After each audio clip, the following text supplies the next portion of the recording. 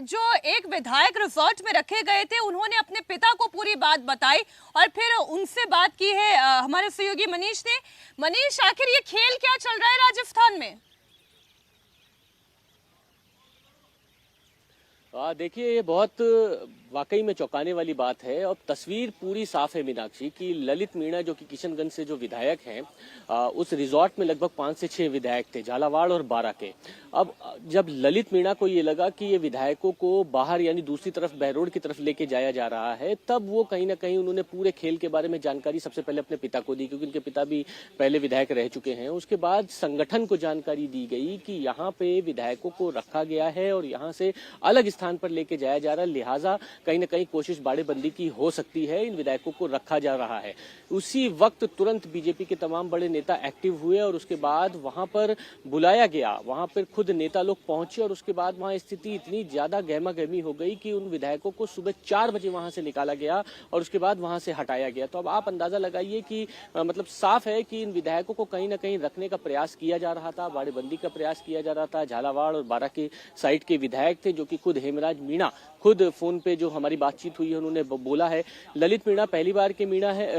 के विधायक हैं, लेकिन उन्होंने ये लगभग साफ कर दिया कि जब वो उस वक्त वहां पर मौजूद थे, उस वक्त तमाम लोगों से बातचीत कर रहे थे, मुलाकात कर रहे थे, वहां तक तो ठीक था, लेकिन जब दूसरी जगह पर ले जाने की बात आई तो उनको कुछ सस्पेंस लगा, कुछ ऐसी बात खटकी कि आखिरकार वो समझ नहीं पा रहे थे कि क्यों जबरदस्ती की जा रही है, सभी विधायकों को क्यों दूसरी जगह ले जाने के लिए, शिफ्ट करने के लिए दबाव बनाया जा रहा है। उस वक्त उन्होंने पिता से बात करी और फिर संगठन से बात करी, शीर्ष नेतृत्व में बात करी, नेताओं तक के बात पहुंचाई गई और आनन फानन में आप देखिए ताबड़तोड़ कार्रवाई हुई और उसी वक्त बीजेपी के तमाम नेता पहुंचे, उनको वहां से ले गए। और उसके बाद की स्थिति यह है कि 24 घंटे से ज्यादा का वक्त बीत चुका है। जितने भी विधायक हैं वो बाड़ेबंदी में तो नहीं है, लेकिन उनकी मॉनिटरिंग की जा रही है। मनीष, ये है कि बीजेपी ने क्लियर मैसेज और क्लियर इंडिकेशन तो ये दे दिया है हाई कमान की ओर से कि अगर ये रिजॉर्ट पॉलिटिक्स बीजेपी में करने की कोशिश की गई तो तुरंत पहले तो ये रिजॉर्ट पॉलिटिक्स किल की जाएगी और बीजेपी में ये प्रेशर पॉलिटिक्स चलेगी नहीं। बड़ी खबर आपको बता दें, राजस्थान में मंगलवार को हुए सियासी ड्रामे के बाद वसुंधरा राजे कल रात दिल्ली पहुंची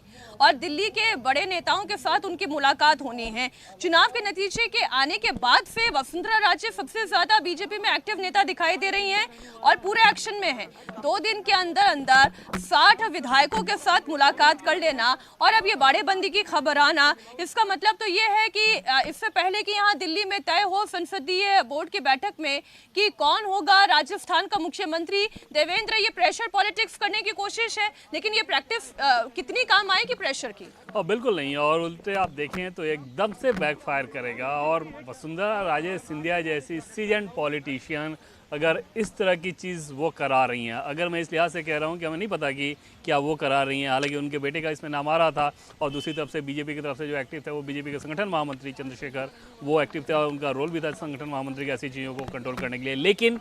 वसुंधरा राजे सिंधिया जैसी सीजन पॉलिटिशियन इस काम को करेंगी, इस पर मुझे बहुत ही हैरानी होगी। और इतने छोटे नंबर्स के साथ करेंगे आप ये बताएं? नहीं, इतने छोटे नंबर्स को लेकर नहीं, इसलिए कि इतने छोटे नंबर्स के साथ लेकर आप नहीं कर सकती, इतने छोटे नंबर्स के साथ लेके। और इस तरह की कवायद बीजेपी का ढांचा उनको भी पता है ना, प्रधानमंत्री नरेंद्र मोदी की कार्यशैली उनको भी पता है, अमित शाह की कार्यशैली उनको भी पता है, बीजेपी का सांगठनिक ढांचा किस प्रकार के फैसले लेता है उनको भी पता है। जब चुनाव से पहले वो अपना प्रोजेक्शन तक नहीं करवा पाई, सार्वजनिक मंच पर कई बार उनके साथ जो कुछ हुआ वो उसे डाइजेस्ट नहीं कर सकते थे, लेकिन उनके साथ हुआ वो सब उन्होंने डाइजेस्ट किया। इसका सीधा मतलब है कि वो बीजेपी के सांगठनिक ढांचे को समझती हैं और ना समझने का कोई कारण भी नहीं, इतने साल तक उन्होंने इसी ढांचे में काम किया है। और वहाँ पर आकर इस तरह का काम करना, इसलिए मुझे हैरानी है कि अगर ऐसा है तो वाकई मतलब बहुत ही हैरानी। और समझे कि इससे उनका केस और ज़्यादा ख़राब होगा और इसमें कोई दो राय नहीं कि दिल्ली आने का उनका मकसद ही यही है कि वो दिल्ली में आकर एक तरह से सफाई देंगी कि इन सब के पीछे जो प्रोजेक्शन किया जा रहा है। आपने देखा भी होगा